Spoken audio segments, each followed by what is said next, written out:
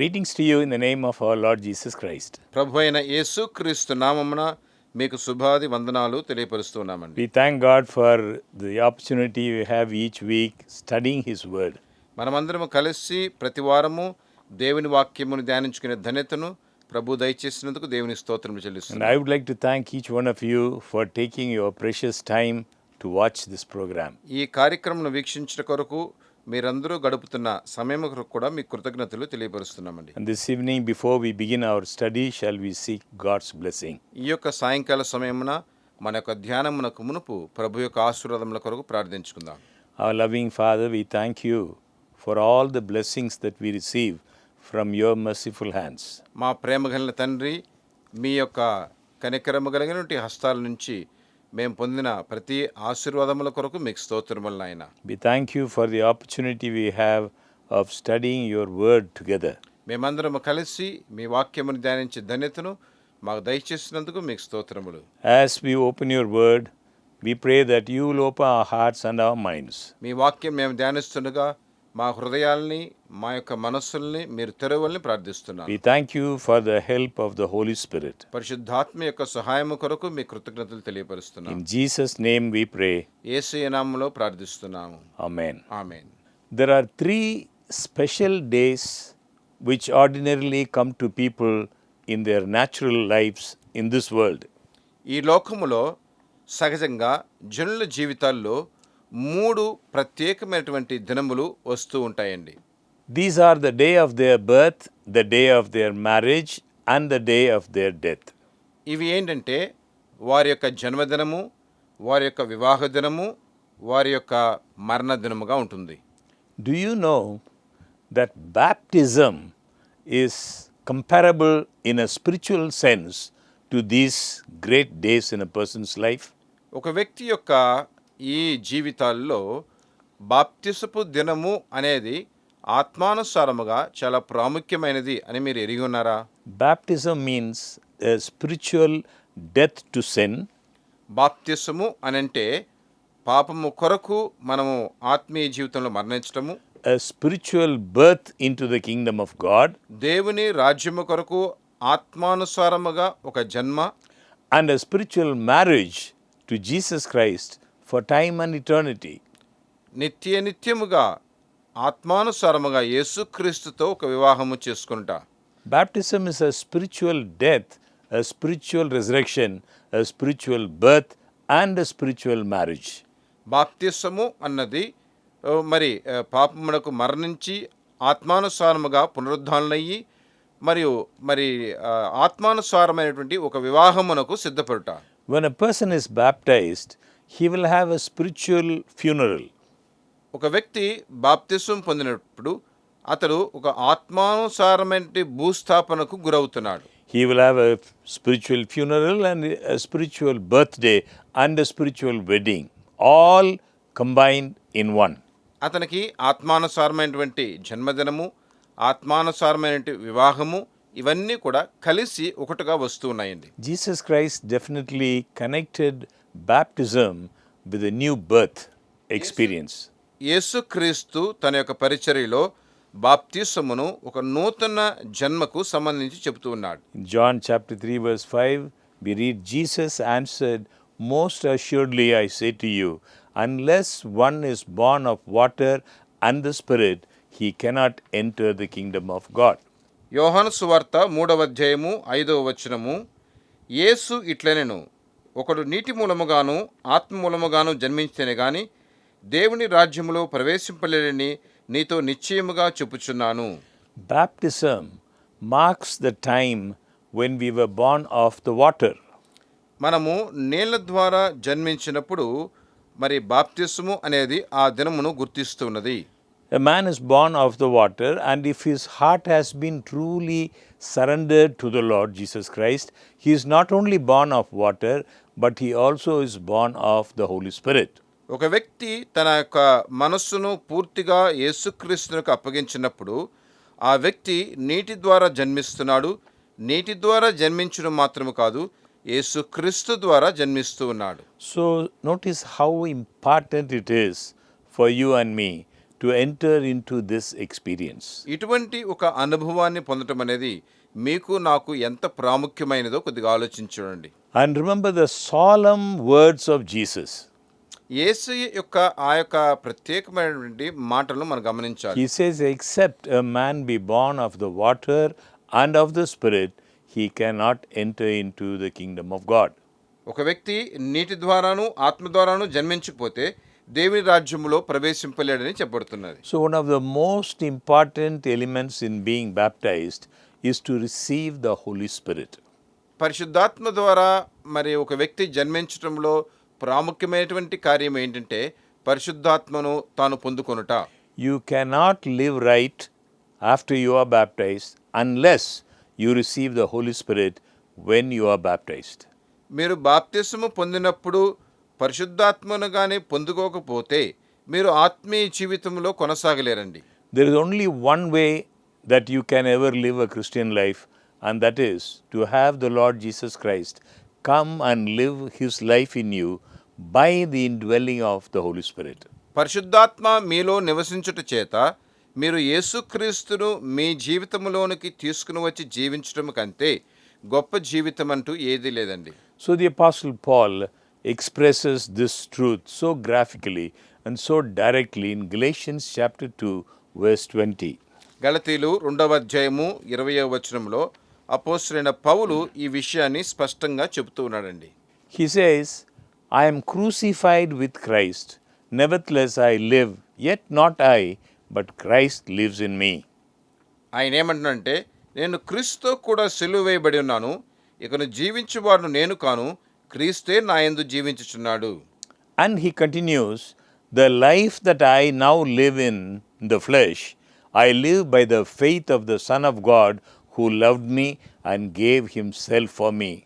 ఇంకా ఆయన ఏం చెప్తున్నాడంటే నేనిప్పుడు శరీరమందు జీవించున్న జీవితము నన్ను ప్రేమించి నా కొరకు తను తాను అప్పగించుకొనిన దేవుని కుమారుని యందలి విశ్వాసం వలన జీవించుచున్నాను అని అంటున్నాడండి.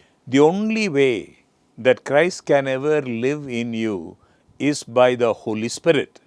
క్రీస్తు మీలో నివసించాలి అనంటే ఒకే ఒక మార్గము, అది పరిశుద్ధాత్మ ద్వారానే. The Holy Spirit is, as it were, the personal presence of Jesus Christ. పరిశుద్ధాత్మ అనేది ఏంటంటే యేసుక్రీస్తు యొక్క ప్రసన్నత మీలో ఉండటము. The Holy Spirit is his direct personal representative. పరిశుద్ధాత్మ అనేది మరి మీలో వ్యక్తిగతంగా వచ్చి నివసించేదేనండి. So Christ in your heart and the Holy Spirit in your heart are the identical and same experience. కావున మీ హృదయములో పరిశుద్ధాత్మ ఉన్నా కానీ క్రీస్తు ఉన్నా కానీ రెండు ఒకే విధంగానే ఉంటూ ఉంటాయండి. So God has promised to give me the Holy Spirit when we are baptized.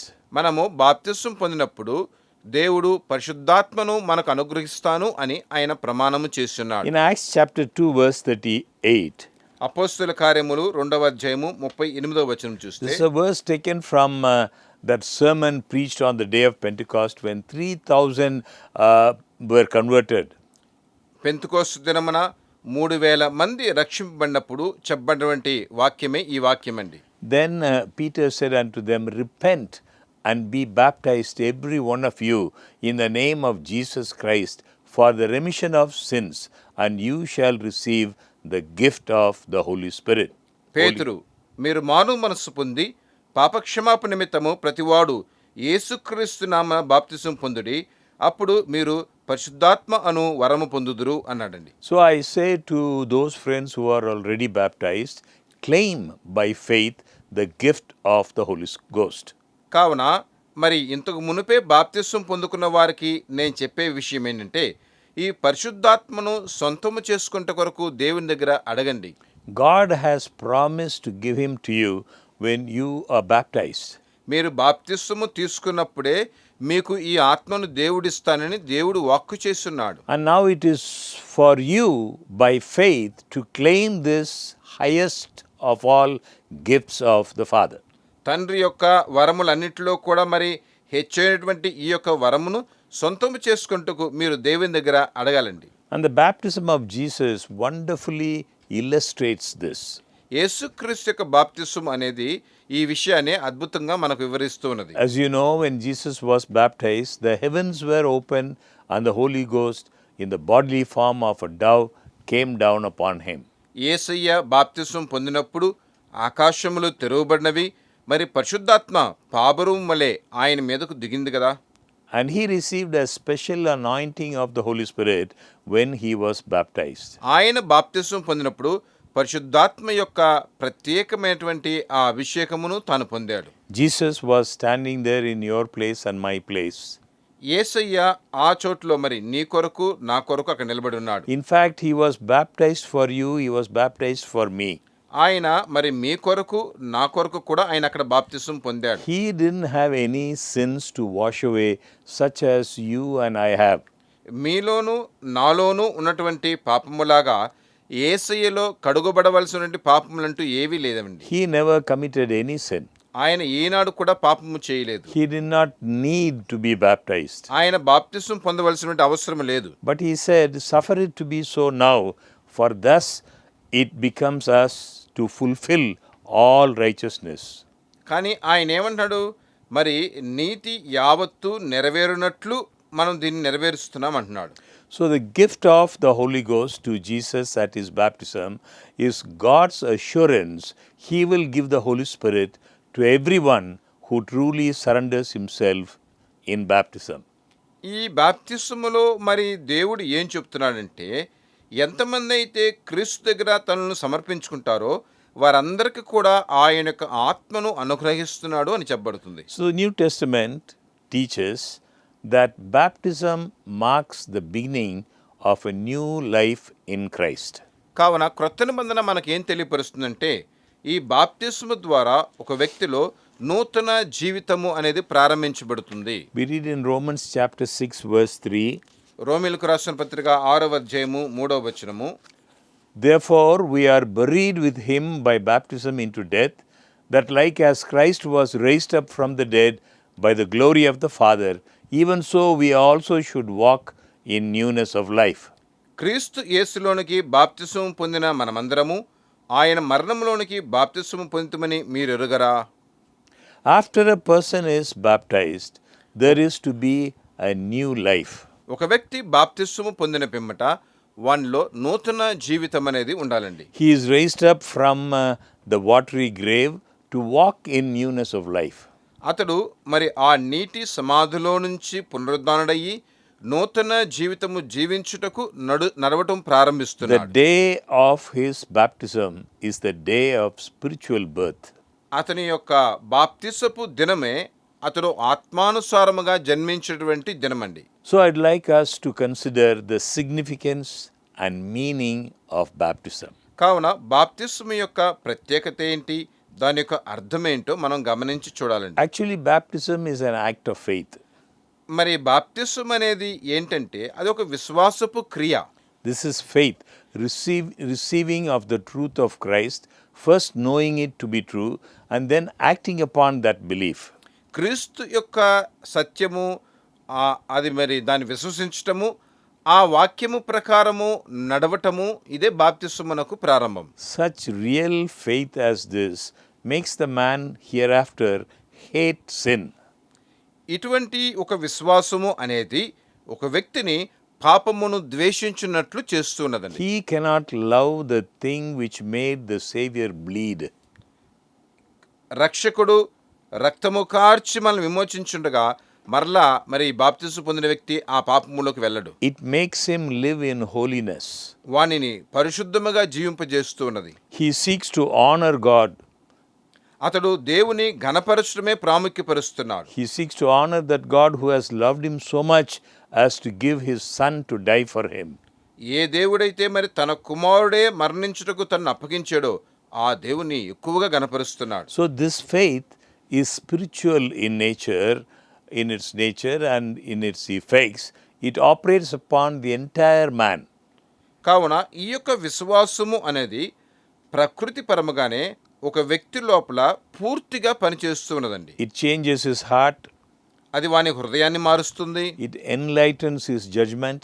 వాని యొక్క తీర్పులో ఒక మెలకువను కలిగిస్తుంది, subdues his will, తన యొక్క చిత్తమును లోపరచనిస్తుంది, it subjects him to God's supremacy, దేవుని యొక్క అధికారములోనికి తనను and it సమర్పించుకొనిస్తుంది, makes him receive God's word as a little child.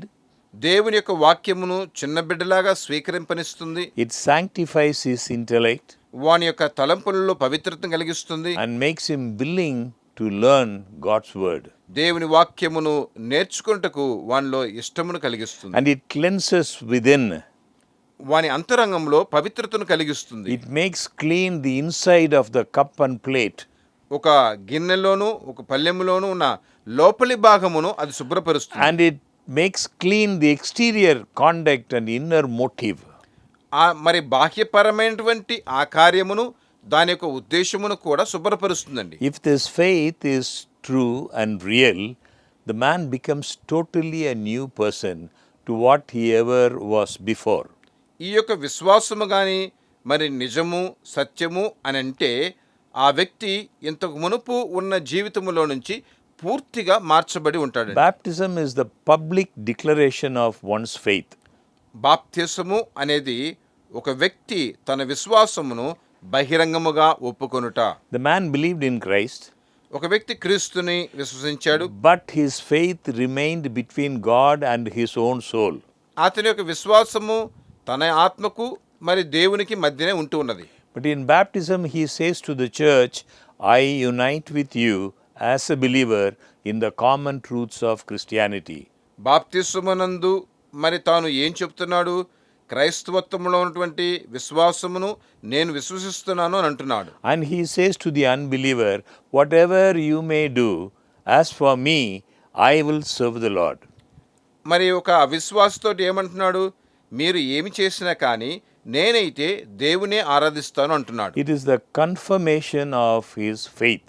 అతని యొక్క విశ్వాసములో ఉన్నటువంటి స్థిరత్వము.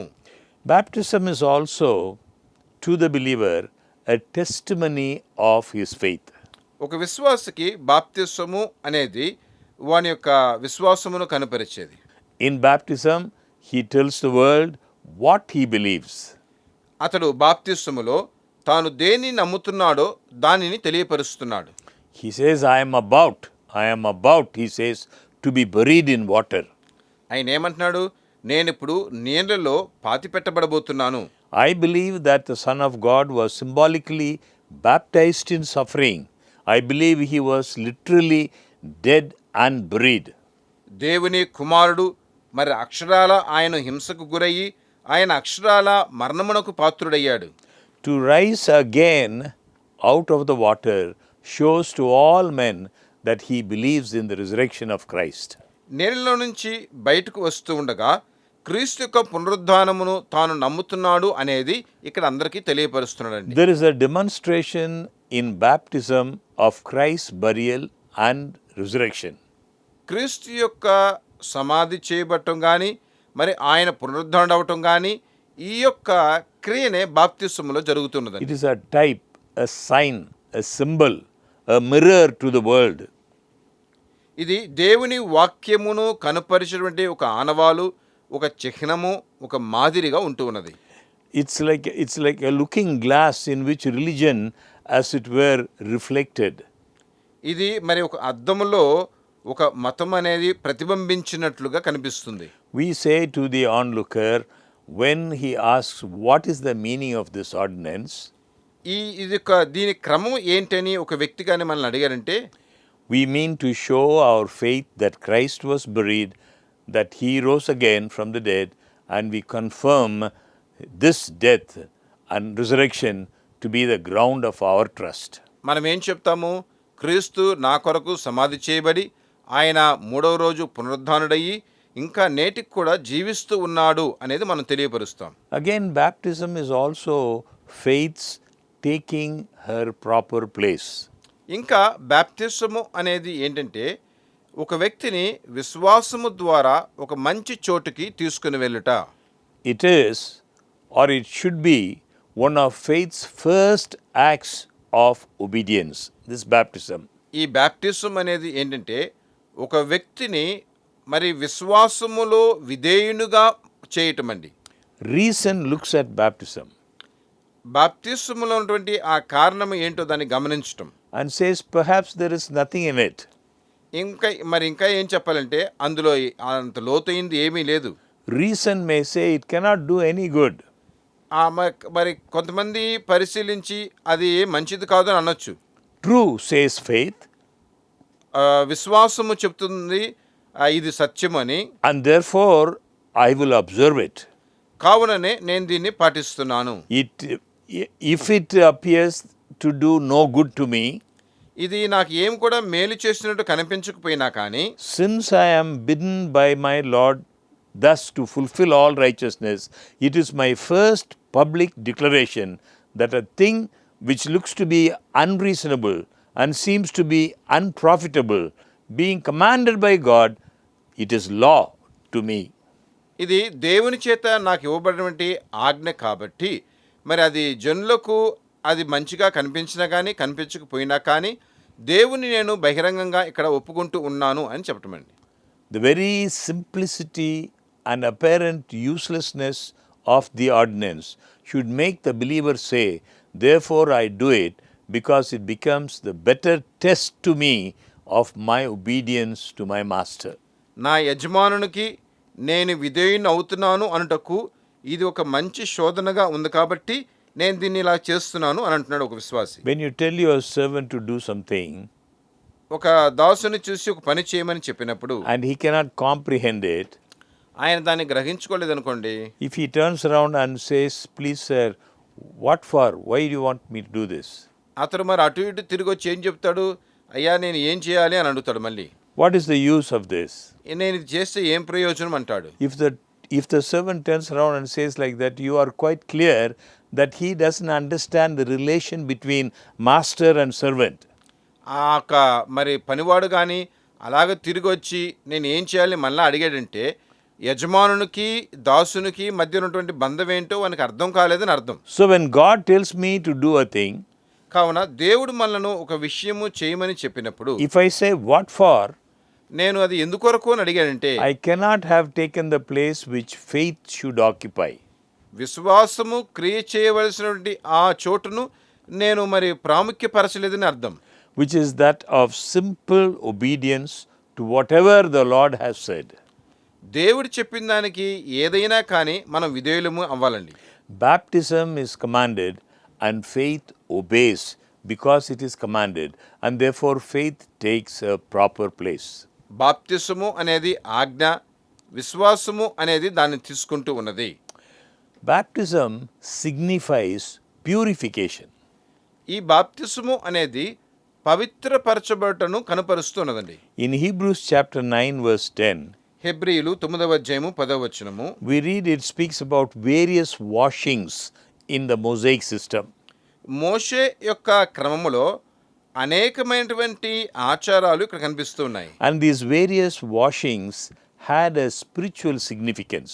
ఈ అనేకమైన వాటిని వారు పవిత్రపరచడంలో ఇక్కడ ఆత్మీయ విత్తనము కూడా కనిపిస్తున్నది. They referred not only to physical cleanliness but also had definite application to the concept of spiritual purification.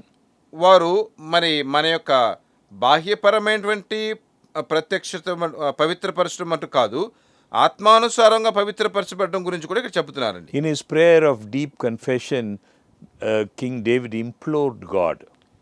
దావీదు తన యొక్క ప్రార్థనలో దేవుణ్ణి అక్కడ కనుపరుస్తున్నాడు. In Psalm 51 verse 7 we say, wash me and I shall be whiter than snow. కీర్తనలు 51:7 ఏం చెప్తున్నాడు, ప్రభువా నన్ను కడుగు అప్పుడు నేను తెల్లగా ఉంటాను అంటున్నాడు. There was in his mind a desire to be spiritually clean. వాని యొక్క మనసులో ఆత్మానుసారముగా తాను పవిత్రుడిగా ఉండాలి అని అనుకుంటున్నాడు. So the ordinance of baptism is a fitting symbol of such cleaning and purification from sin. కావున ఈ బాప్తిస్మము యొక్క ప్రత్యేకత అనేది ఏంటంటే పాపములో నుంచి ఒక వ్యక్తి దూరపరచబడి తాను పవిత్రుడిగా ఉండాలి అనేది.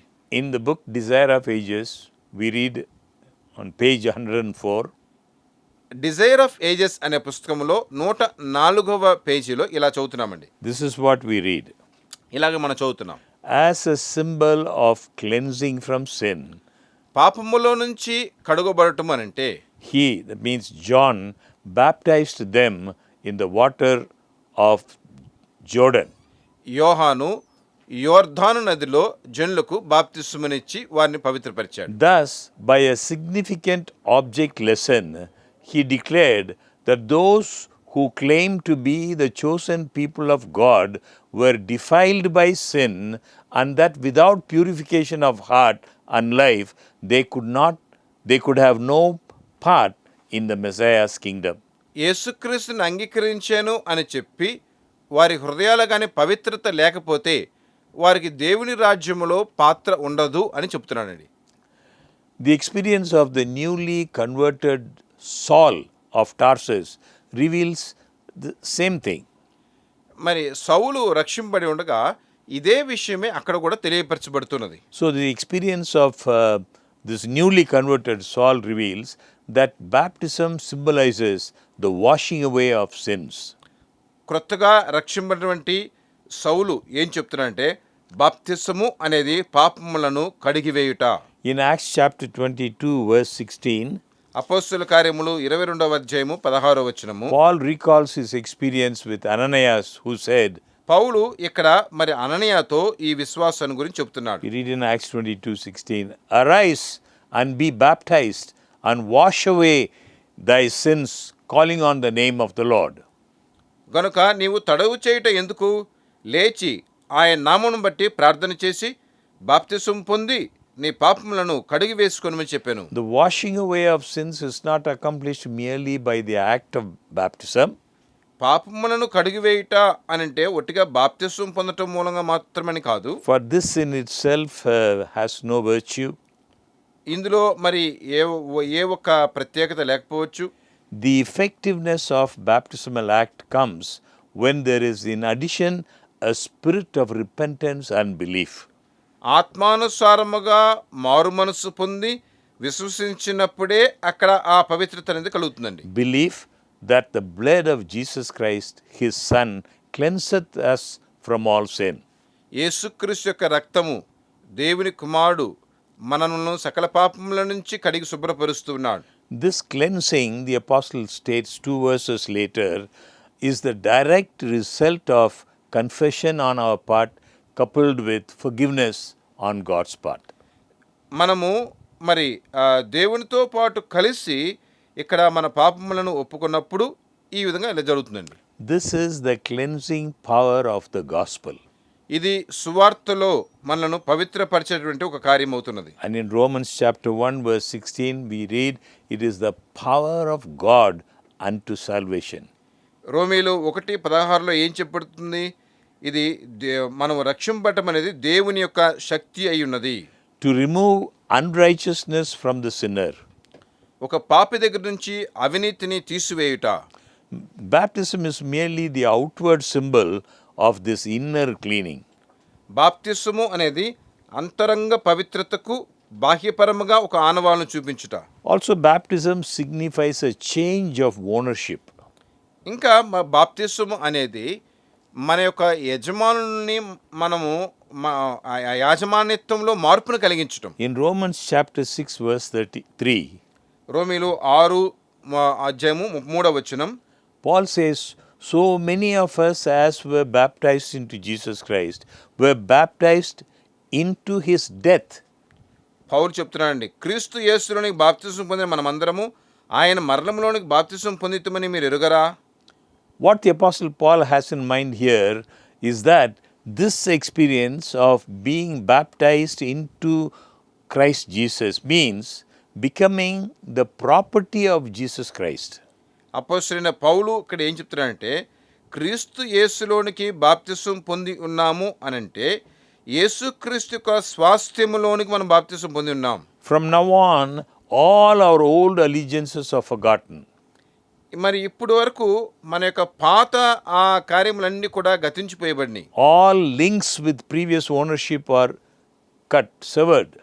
ఇంతకు ముందున్నటువంటి ఆ యొక్క యాజమాన్యత్వంలో ఉన్న అన్ని విషయాలు తొలగిపోయినాయి. And the newly baptized Christian is under new management. నూతనముగా జన్మించినటువంటి ఒక క్రైస్తవుడు నూతన యాజమాన్యంలోనికి వస్తున్నాడు. And baptism therefore signifies the renunciation of all the links with the old life of sin. కావున బాప్తిస్వం అనేది పూర్వకాలమునందు పాపముతో పాటు మనం కలిగి ఉన్న ఆ సంబంధం అంతటిని కూడా మార్చేస్తున్నది. So in 2 Corinthians chapter 5 verse 17 we read, 2 కొరింథీయులు 5వ అధ్యాయము 17వ వచనం మనం చదువుతున్నాము. all things are passed away, behold all things are become new. పాతవి అన్నీ కూడా గతించిపోయినవి, ఇదిగో క్రొత్తవాయెను. And now we are the property of the Redeemer. ఇప్పుడు మనం విమోచకుని యొక్క ఆస్తిగా ఉంటూ ఉన్నాం. The life of the believer is joined in such a close relation with Christ that the two become one in the bonds of spiritual unity. ఆత్మీయ ఈ ఐక్యతలో మరి క్రీస్తుతో పాటు మరి మనం కూడా కలిసి ఇరువురము ఒకటిగా అక్కడ బంధం కలుగుతుందండి. And baptism signifies a vital connection with Christ.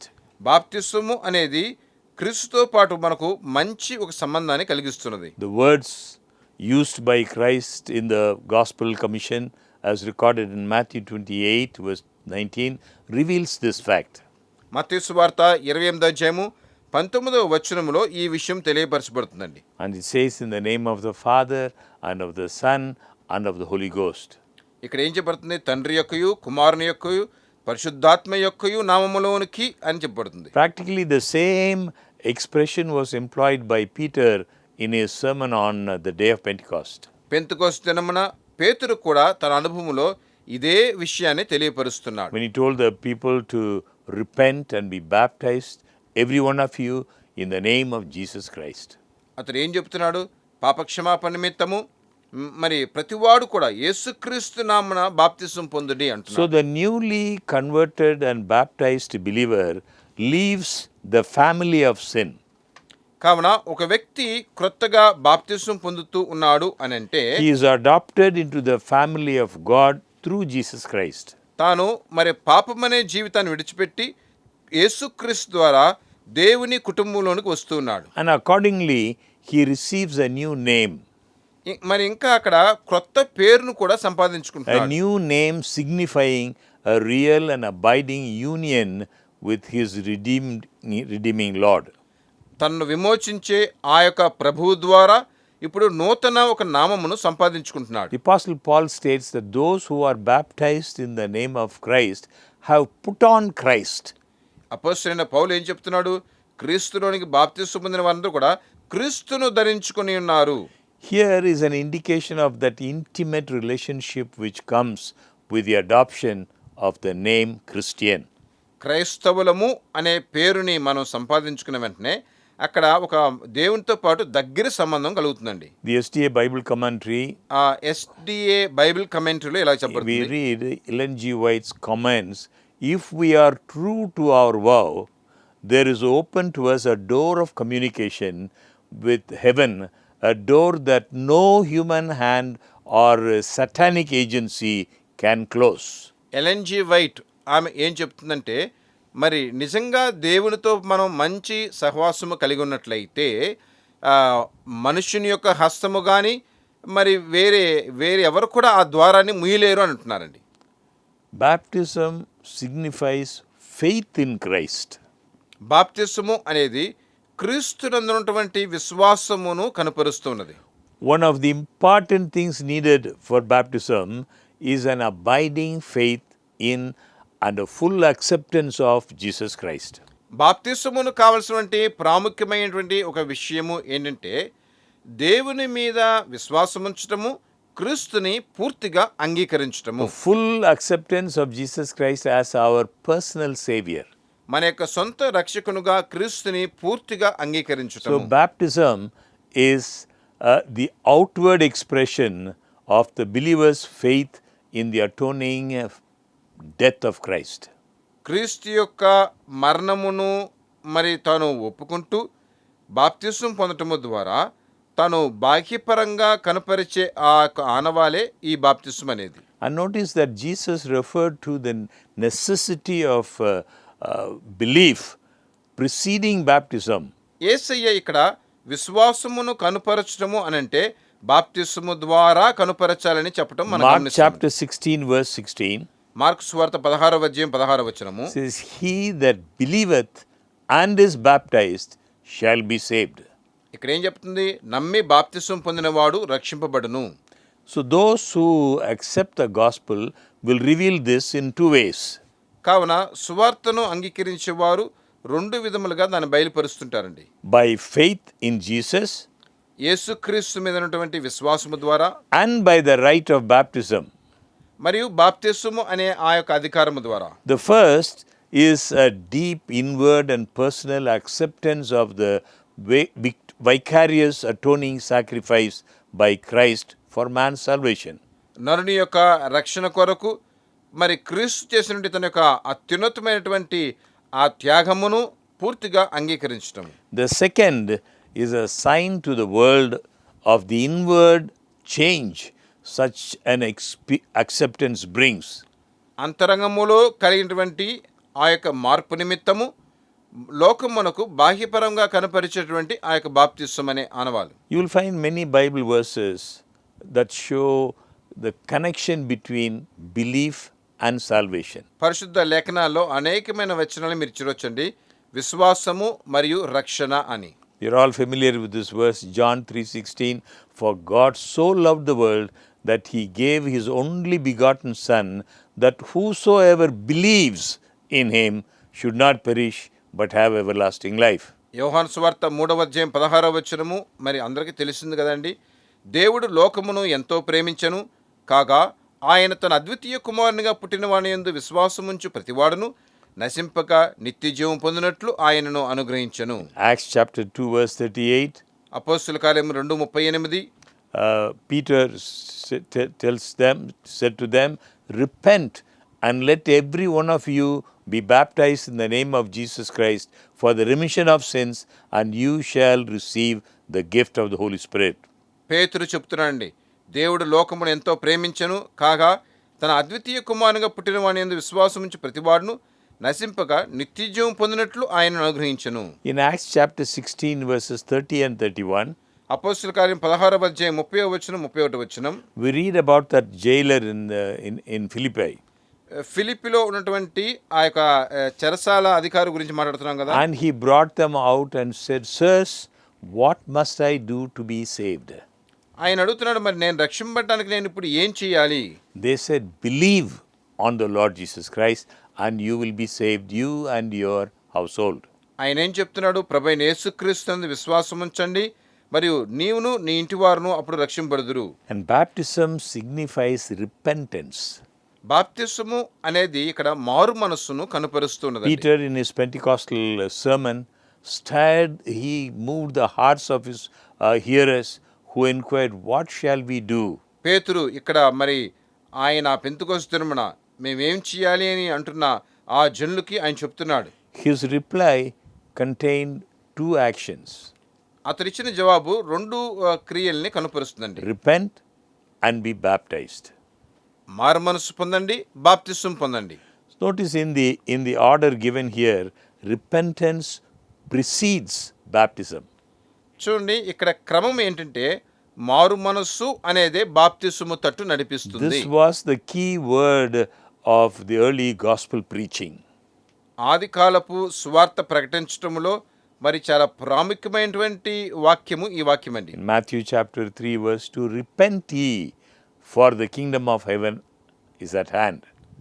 మత్తయి సువార్త 3వ అధ్యాయము 2వ వచనము, మరి మారు మనసు పొందునని ఆయన యూదయ అరణ్యములో ప్రకటించుండెను.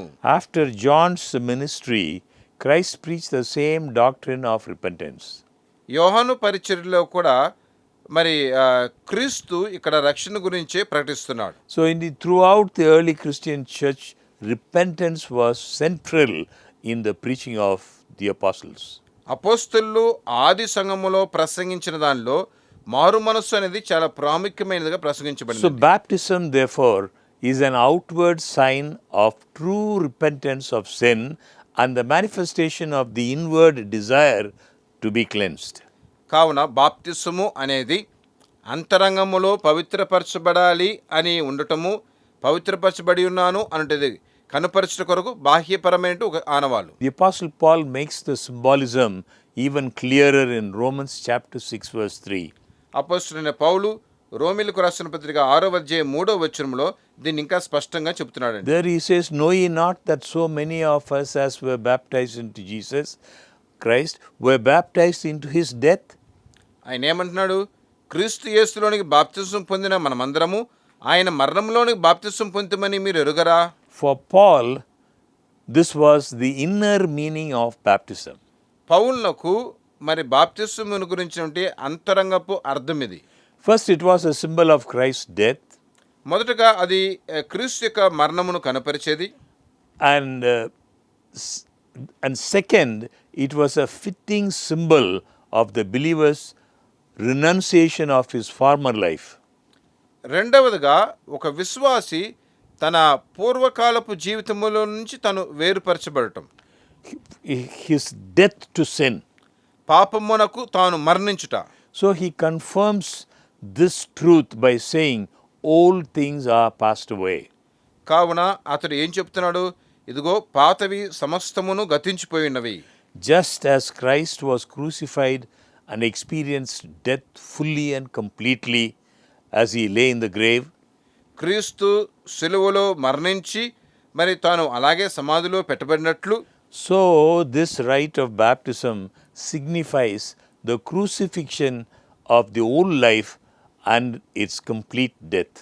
కావున ఈ యొక్క బాప్తిసము అనేది పాత జీవితమును పూర్తిగా సిలువలో వేసి నూతన జీవితమును జీవించడం కనపరుస్తుందండి. Not only is baptism a death, but it is also a burial. బాప్తిసం అనేది మరణం మటుకు కాదు, అది సమాధి చేయబడటము కూడా. Paul says we are buried with him in baptism. పౌలు ఏమంటున్నాడు? బాప్తిసము ద్వారా ఆయనతో పాటు మనం పాతి పెట్టబడి ఉన్నాము. So in the physical realm, burial follows a man's death. కావున ఈ యొక్క శరీరానుసారమైనటువంటి లోకములో మరణమునకు పిమ్మట ఆ సమాధి చేయబడటం అనేది జరుగుతుంది. So in the spiritual world, the believer is said to go down into the watery grave, there to bury the former life which has passed away with the acceptance of Christ. కావున ఆత్మీయ జీవితములో ఒక వ్యక్తి క్రీస్తును అంగీకరించాడు అంటకు ఆ నీళ్లలోనికి తాను అలాగే సమాధి చేయబడుతూ ఉన్నాడు. The symbolism here is well chosen by the Apostle Paul.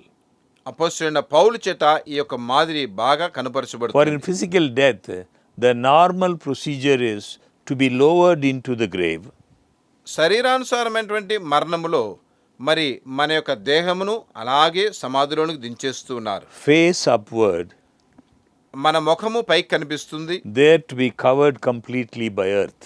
అది పిమ్మట మట్టి చేత పూర్తిగా మూసివేయబడుతుంది. In spiritual death, ఆత్మీయ మరణములో as the figure of baptism represents, బాప్తిసము దేన్ని కనపరుస్తుందంటే the believer is lowered into the water, ఒక విశ్వాసి నీళ్ళలోనికి అలాగే దించబడుతున్నాడు, face upward, తన యొక్క ముఖము పై పక్క ఉంటుంది, and is completely immersed.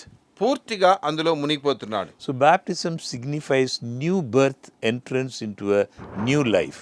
కావున బాప్తిసము అనేది ఒక వ్యక్తి యొక్క నూతన జీవితంలోనికి వెళ్ళే నూతన ప్రారంభమవుతున్నది. Not only are we buried with Christ in baptism, మనము బాప్తిసం ద్వారా క్రీస్తుతో మరణించడం మటుకు కాదు, like as Christ was raised up from the dead by the glory of the Father, తండ్రి యొక్క నామ మహిమార్థముగా క్రీస్తు మరి మృతుల్లో నుంచి పునరుద్ధానుడైనట్లుగా even so we also should walk in newness of life. మనము కూడా నూతన జీవితములో అలాగ నడిచి ప్రయాణించాలి. So this new life represents a higher level of human experience in which new values and desires replace the former sinful desires. కావున మరి పూర్వకాలపు పాప తలంపులన్నింటి కూడా తీసివేయబడి నూతనమైన విధములో దేవునితో పాటు మనం పూర్తిగా సంచరించవలసిన We వారమే. become partakers of the divine nature. మనము దైవీకమైనటువంటి స్వభావమును పొందుకున్న వారముగా ఉండాలండి. This is because in accepting Christ, we have been given power to become the sons of God. క్రీస్తు యొక్క విశ్వాసమును అంగీకరించడము చేత మనము దేవుని పిల్లలం అవుతున్నాము అనే అధికారం ఇక్కడ ఇవ్వబడుతుంది. The powerful force behind this new life is revealed by the Apostle Paul in Galatians chapter 2 verse 20. గలతీలు 2వ అధ్యాయము 20వ వచనములో మరి అపోస్తలుడైన పౌలు ఇందులో మనకు వచ్చేటువంటి శక్తి ఏంటని చెప్తున్నాడండి. where he says, "And the life which I now live in the flesh, I live by the faith of the Son of God who loved me and gave himself for me." ఆయన ఇక్కడ ఏమంటున్నాడు, ఇక్కడ జీవించువాడు నేను కాను, క్రీస్తు నా యందు జీవించున్నాడు. నేనిప్పుడు శరీరమందు జీవించిన జీవితము నన్ను ప్రేమించి నా కొరకు తను తాను అప్పగించుకున్న దేవుని కుమారు యందలి విశ్వాసం వల్ల జీవించున్నా అంటున్నాడు. So the newly baptized believer who is risen with Christ out of the watery grave will reveal this by his desire to seek those things which are above. కావున ఇప్పుడు క్రీస్తుతో పాటు మరణించి మరి పునరుద్ధరణయ్యేవాడు పరలోకపు కార్యములను కనిపరిచే వ్యక్తిగా ఇక్కడ ఉంటున్నాడండి. He will set his affections on things above, not on things on the earth. తాను పరలోకపు విషయాల్ని కనుపరుస్తున్నాడు కానీ భూ సంబంధమైనటువంటి విషయాల్ని కనుపరచడం లేదు. There is now a new power at work. ఇప్పుడు నూతనమైన ఒక శక్తి ఇక్కడ క్రియ చేస్తున్నది. Through the power of Christ, men and women have broken the chains of sinful habit. క్రీస్తు యొక్క శక్తి చేత స్త్రీ పురుషులు ఆ పాప స్వభావపు ఆ గొలుసుని విరగొడుతున్నారు. And friends, the Bible clearly tells us the fruit of baptism. ప్రియులారా, పరిశుద్ధ లేఖనము మనకు ఒక విషయాన్ని చక్కగా చెప్తుంది, బాప్తిస్మము యొక్క ఫలము అని. The preeminent fruit baptism offers is a life lived for Christ. క్రీస్తు కొరకు జీవించటము అనేదే ఈ బాప్తిస్మములో మరి మనం చూడగలిగిందండి. Goals and aspirations focus on Christ, not on self. మరి మన యొక్క గురి కానీ మన యొక్క ఆసక్తులు కానీ మన స్వార్థము కొరకు కాదు, క్రీస్తు కొరకు ఉండేవిగా ఉంటూ ఉండాలండి. In Colossians chapter 3 verse 1 and 2, కొలస్సీలు 3వ అధ్యాయం 1వ వచనం 2వ వచనము, if then you were raised with Christ, seek those things which are above, where Christ is sitting at the right hand of God. Set your mind on things above, not on things of the earth. మీరు క్రీస్తుతో కూడా లేపబడిన వారైతే పైనున్న వాటిని వెదకుడి, అక్కడ క్రీస్తు దేవుని కుడిపార్శ్వమున కూర్చుండి ఉన్నాడు. పైనున్న వాటి మీదనే గాని భూ సంబంధమైన వాటి మీద మనస్సు పెట్టుకొనకుడి. Baptism is not the reaching of the highest peak attainable to the Christian. ఒక క్రైస్తవుని జీవితంలో మరి ఉన్నతమైన స్థానానికి రావటం అనేది ఈ బాప్తిసం మటు కాదండి. As we grow spiritually, we acquire Christian graces to be used in serving others. క్రైస్తవ జీవితంలో మనము ఎదుగుతూ ఉండగా మరి ఇతరులకు కూడా సేవ చేయనట్లు క్రీస్తు యొక్క ఆ కనికరమును దయను మనం పొందుకోవాలండి. We receive these Christian graces on God's plan of multiplication.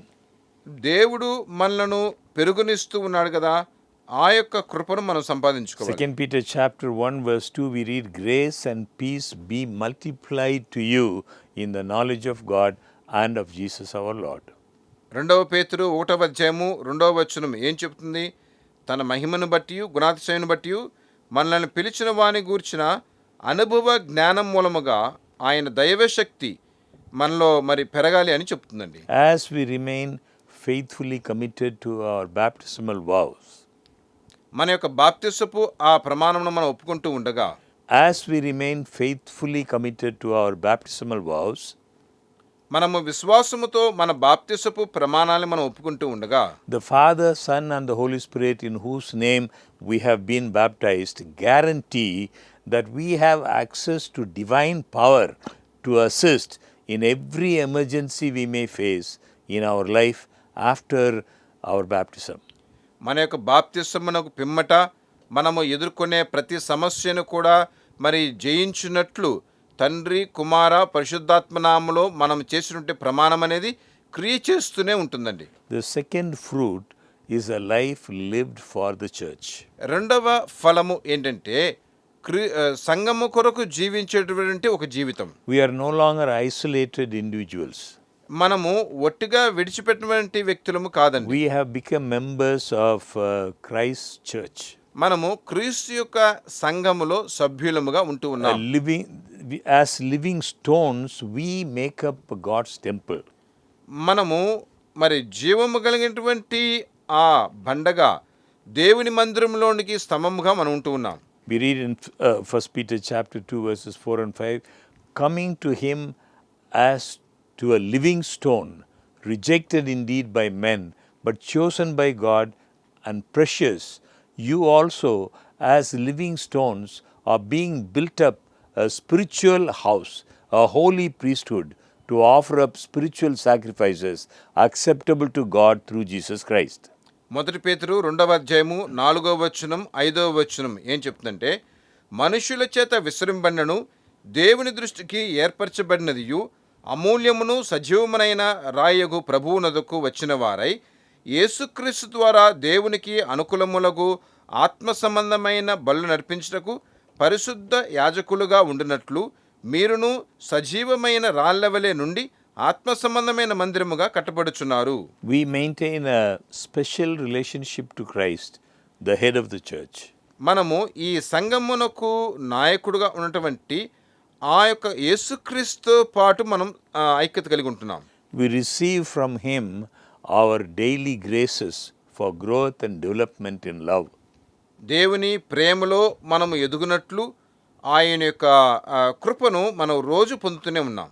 In Ephesians chapter 4 verse 16 we read, from whom the whole body joined and knit together by what every joint supplies, according to the effective working by which every part does its share, causes growth of the body for the edifying of itself in love. ఎఫెసీలు 4:16 ఏం చూస్తున్నాము? ఆయనను దేవుడు కరుణా సంపన్నుడై ఉండి మనము మన అపరాధములచే చచ్చిన వారమై ఉండినప్పుడు సైతము మన ఎడల చూపిన తన మహాప్రేమ చేత మనల్ని క్రీస్తు కూడా బ్రతికించెను. And we accept responsibilities within the covenant community. ఆ యొక్క ప్రమాణపు సమాజములో మనం ఉండినట్లు దేవుడు ఇక్కడ మేలు చేస్తున్నాడు. And for our own good as well as that of the church, we must be involved in a life of worship, prayer and loving service to others. సంఘములో మరి అందరికీ పరిచర్య చేయనట్లు మనం ఇక్కడ ఉండవలసి ఉంటున్నది. And we read in Ephesians chapter 4 verse 12, for the equipping of the saints, for the work of ministry, for the edifying of the body of Christ. ఎఫెసీలు 4వ అధ్యాయము 12వ వచనము ఇక్కడ ఏం చెప్పబడుతుందంటే, మనమందరమును విశ్వాసములోను దేవుని కుమారుని గూర్చిన జ్ఞాన విషయములోను ఏకత్వము పొంది సంపూర్ణ మగు వరకు అని చెప్పబడుతుందండి. The final fruit is a life lived in and for the world. చివరి ఫలము ఏంటంటే మరి ఈ లోకము కొరకు జీవించేటువంటి ఒక జీవితం. It is true that we who have been baptized hold our citizenship in heaven. బాప్తిజం పొందిన మనమందరము కూడా పరలోకపు ఆ నాయకత్వంను పొందుకుంటున్నాము అనేది నిజమే. But we have been called out of the world simply to be trained within the body of Christ to return to the world as servants. మరి ఈ లోకములో నుంచి దేవునికి దాసులముగా మనము తిరిగి వెళ్ళినట్లు ఈ లోకములో మనము ఒక తర్పీదుని పొందుతూ ఉన్నాం. Participating in Christ's saving ministry. క్రీస్తు యొక్క ఆ రక్షణ పరిచర్యలో పాలు పొందుట చేత True disciples will not withdraw from the world into the church. నిజమైనటువంటి విశ్వాసులు అనేవారు ఎవరు కూడా సంఘములో నుంచి వారిని వేరుపరచుకోరు. We are born into Christ's kingdom as missionaries. మనము దేవుని యొక్క రాజ్యములో మరి సేవకులముగా మనం జన్మించి ఉన్నాం. Faithfulness to our baptismal covenant involves leading others into the kingdom of God. ఇతరులను దేవుని రాజ్యములోనికి నడిపించినట్లే మనము బాప్తిస్మములో మనము ఈ యొక్క ప్రమాణాన్ని చేస్తూ ఉన్నామండి. Friends, we need to remember there are only two families in this world. ప్రియులారా, ఈ లోకములో రెండు కుటుంబాలు ఉన్నవి అనేది మనం గుర్తు చేసుకోవాలి. Because we read in Romans 5:19, రోమీలు 5వ అధ్యాయం 19వ వచనం మనం చదువుతున్నాము. for as by one man's disobedience many were made sinners, so also by one man's obedience many will be made righteous. ఏలైనగా ఒక మనుష్యుని అవిధేయత వలన అనేకులు పాపులుగా ఎలాగు చేయబడిరో అలాగే ఒకరిని విధేయత వలన అనేకులు నీతిమంతులుగా చేయబడుదురు. In 1 Corinthians chapter 15 verses 45 and 47, మొదటి కొరింథీయులు 15వ అధ్యాయము 45వ వచనము 47వ వచనము, for as by one man's disobedience many were made sinners, so also by one man's obedience, many will be made righteous. కావున ఒక వ్యక్తి యొక్క అవిధేయత చేత ఎలాగ అందరూ పాపులుగా అయ్యారో ఒక వ్యక్తి యొక్క విధేయత చేత అందరూ కూడా నీతిమంతులుగా చేయబడుతూ ఉన్నారు. The first man is Adam, who first created. మొదటి వ్యక్తి ఎవరండి? ఆయన ఆదాము. Jesus Christ is called the last Adam. యేసుక్రీస్తు చివరి ఆదాము అని చెప్పబడుతుంది. And he is also called the second man. ఆయన రెండవ వ్యక్తి. There is a family from Adam. ఆదాము దగ్గర నుంచి ఒక కుటుంబం ఉన్నది. All those who come from his family, అందరూ కూడా ఆయన కుటుంబంలో నుంచి వచ్చారు. the whole human race, సకల మానవాళి, we inherit that Adam's fallen nature. ఆదాము యొక్క ఆ పతనమైన స్వభావమును మనం కూడా సొంతం చేసుకున్నాం. The second man, Jesus Christ, రెండవ వ్యక్తి అయినటువంటి యేసుక్రీస్తు, who is also called the last Adam, ఆయన మరి చివరి ఆదాము అని చెప్పబడుతుండగా, when he hung there on the cross, ఆయన శిలువలో వేలాడినప్పుడు the whole human race was in him. సకల మానవాళి కూడా ఆయనలో ఉన్నది. The whole human race was in Adam. ఆ సకల మానవాళి ఈ ఆదాములో ఉన్నప్పుడు, When he disobeyed, అతడు అవిధేయుడైనప్పుడు, he became a servant of sin. అతడు పాపమునకు దాసుడైపోయాడు. We were all in him. మనమందరం కూడా ఆయనలో ఉన్నవారం. And in this world, when we are born, ఈ లోకములో మనం జన్మించినప్పుడు we are born with a weakness. మనం బలహీనతతో జన్మించాం. This is a family problem. ఇది మన కుటుంబ సమస్య. Christ came here to put an end to that chain. క్రీస్తు ఇప్పుడు ఆ యొక్క గొలుసునకు ఒక ముగింపుని He కలిగించుటకు came as వచ్చాడు. the last Adam. ఆయన మరి చివరి ఆదాముగా వచ్చాడు. God the Father put the whole race in Christ. తండ్రి అయిన దేవుడు ఇప్పుడు ఈ సమస్త మానవాళిని కూడా క్రీస్తులో ఉంచాడు. When Christ hung there on the cross, క్రీస్తు శిలువలో వేలాడినప్పుడు it was a representative death. అది మరి మనల్ని కనుపరిచేట ఒక He మరణం ఉంటుంది. represented you, he represented me. ఆయన మిమ్మల్ని కనుపరుస్తున్నాడు, నన్ను కనుపరుస్తున్నాడు. It was also an inclusive death. అది మనల్ని చేర్చుకున్నటువంటి ఒక మరణం. He included you, he included me. ఆయన మిమ్మల్ని చేర్చుకున్నాడు, నన్ను కూడా చేర్చుకున్నాడు. That's why the Apostle Paul could say, I was crucified with Christ. అందువల్లనే అపోస్తలుడైన పౌలు ఏం చెప్తున్నాడు? నేను క్రీస్తుతో పాటు సిలువ వేయబడి ఉన్నాను. So Christ included us in that sacrifice. కావున ఆ యొక్క బలి యాగములో క్రీస్తు మనల్ని కూడా చేర్చుకున్నాడండి. And when he was resurrected, ఆయన పునరుద్ధరణుడైనప్పుడు we are all resurrected. మనం కూడా పునరుద్ధరణులయ్యాం. Only those who believe what he has done. ఆయన చేసింది ఎంతమంది అయితే విశ్వసిస్తున్నారో వారే ఇక్కడ రక్షింపబడుతున్నారు. If we don't believe, మనం కానీ విశ్వసించిపోయినట్లయితే we continue to remain in the family of Adam. మనము ఆదాము కుటుంబంలోనే కొనసాగుతూ ఉంటామండి. When we believe with all our heart, మనము పూర్ణ హృదయంతో విశ్వసించినప్పుడు we have part in the second man's family. ఈ రెండవ వ్యక్తి యొక్క కుటుంబములోనికి మనం పాలు పొందుతాం. And it is our privilege, it is a great blessing God gives us to inherit the new nature, the divine nature of Christ. క్రీస్తు యొక్క నూతన స్వభావము, దైవికమైన స్వభావమును మనం సొంతము చేసుకున్నట్లు దేవుడు మనకు సహాయం చేస్తాడు. Thank you, dear friends. ప్రియులారా, మీకు అందరికీ కృతజ్ఞత తెలియపరుస్తున్నాము. Remember this program every Monday evening 7:30 to 8:30. ప్రతి సోమవారము సాయంకాలము 7:30 గంటల నుంచి 8:30 గంటల వరకు జ్ఞాపకం చేసుకోవలసిందిగా మనం చేస్తాం. Remember this program in your prayers. మీ ప్రార్థనలో ఈ కార్యక్రమం జ్ఞాపకం చేసుకోండి. Thank you. We are praying for you.